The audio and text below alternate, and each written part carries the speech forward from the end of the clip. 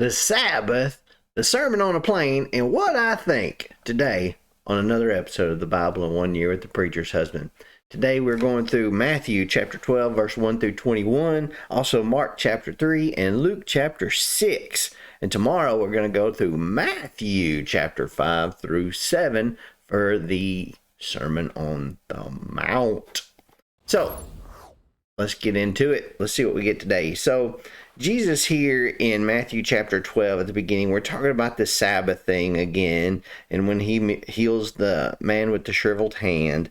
And Jesus here is basically taught that the Sabbath law was overridden by priorities. And those priorities were genuine human need, worship, and acts of kindness. Those were things that were okay to do on the Sabbath. We had this little kind of a parable in a way in verse 11 when he replied to them about, is it lawful to heal on the Sabbath? And he says, who among you, if he had a sheep that fell into a pit on the Sabbath, wouldn't take hold of it and lift it out? If you weren't allowed to pick anything up, remember the guy with the mat? But most Jews considered this to be okay. He says here that a person is worth far more than a sheep, especially to God.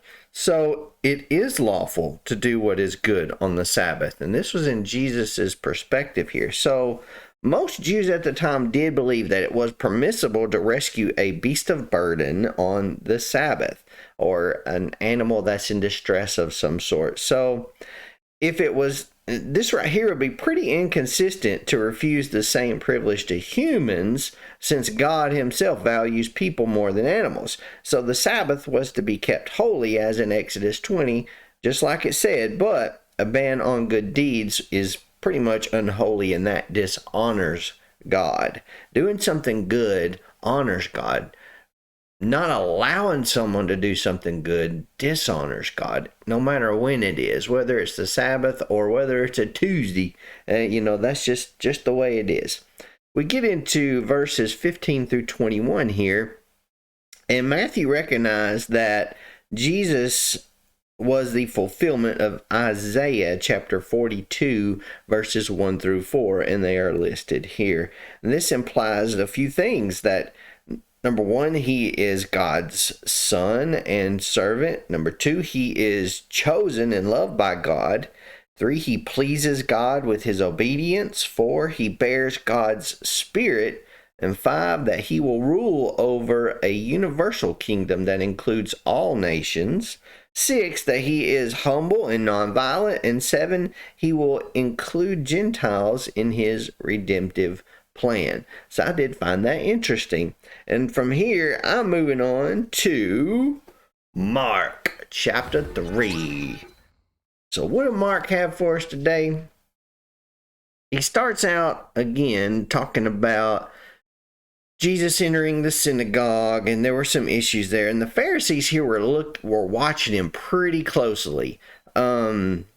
They were very certainly the ones that were watching super closely to see whether or not he was going to heal or he was going to break any rules. They were looking for evidence against him.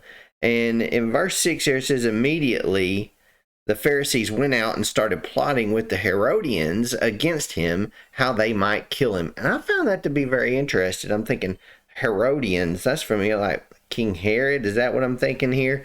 And so I looked it up, and of course, yes, that's it. They're also mentioned in Mark 12, verse 13, and Matthew 22, verse 16. Now, the Herodians, they were Jewish supporters of Herod the Great and his family, but here specifically they're talking about Herod Antipas of Galilee. The Herodians are allied with the Pharisees in the New Testament, which to me is kind of ironic because the Herodians supported Hellenism, or a kind of a Greek-influenced type of religion, so to speak, while the Pharisees opposed it. So they were, I guess, diametrically opposed to each other, but at the same time, I guess they found common ground against Jesus. So the linking of these two groups indicates that the opposition to Jesus involved very unlikely unifications of very diverse political and religious factions. So here Jesus was bringing a whole lot of people together.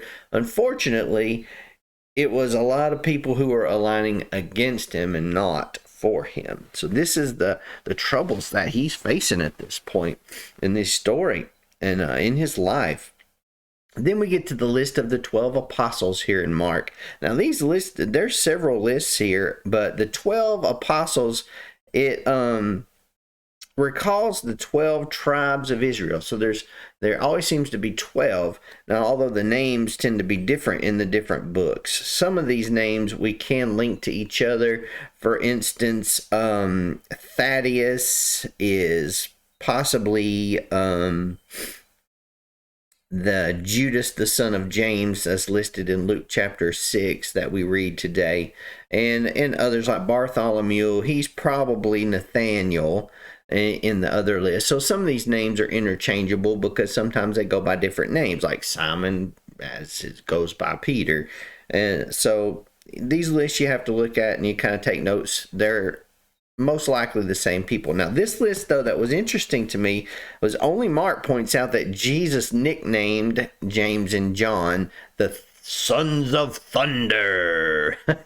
Sons of Thunder. And that's possibly because of their temperament. I hear they were pretty fiery people, kind of boisterous folks, especially John.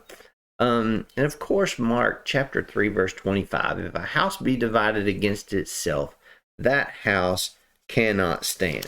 Now, Mark points out that it starts at verse 20. Jesus entered a house, and the crowd gathered again, so that they were not even able to eat. When his family heard this, they set out to restrain him. This word restrain can also mean arrest, because they said he's out of his mind. So even Jesus's family at this point is thinking, man, this guy's he's going off the deep. He's a little crazy. He might not be right. It wasn't that they were thinking he was crazy so much as they were concerned about him. Think about a mother being concerned that their son is doing something erratic. This is the concern that they're having for him. Now, but what you really get out of this is about what a true relationship is. It's if you look past all the craziness and the chaos that's going on here in this section, think about who is important in your life. Who are the most important people in your life? What is your priority in life? Of course, what I get out of this is that being a part of Jesus's most significant family, which is his spiritual family, is a possibility for everybody. That's what I'm getting out of that. Even if your home life is nutty and crazy and people are not supporting you, even your mom and dad ain't supporting you, if your brother or sister ain't supportive of you and they're chastising you for what you're doing, if you know that what you're doing is right, you can always be involved in a family of sorts that does support you and is supportive of you. And I believe that's what Jesus was pointing out here, that when he says that, look around, whoever, looking at those who are circled around him, here are my mother and my brothers. Basically saying his disciples and his church family, his spiritual family, they're his family now. The ones that are supporting him, the ones that believe in him. Verse 25, if a house is divided against itself, that house cannot stand. Of course, he was referring to them calling him Beelzebub, saying that he was the head of the demons because he was kicking out demons out of people's bodies and getting rid of. But that's what I'm getting out of this, that your spiritual family can be very, very important and supportive. So find that spiritual family. We absolutely need to. And then we move on to Luke. And I'm not going to dig too deep into Luke here. But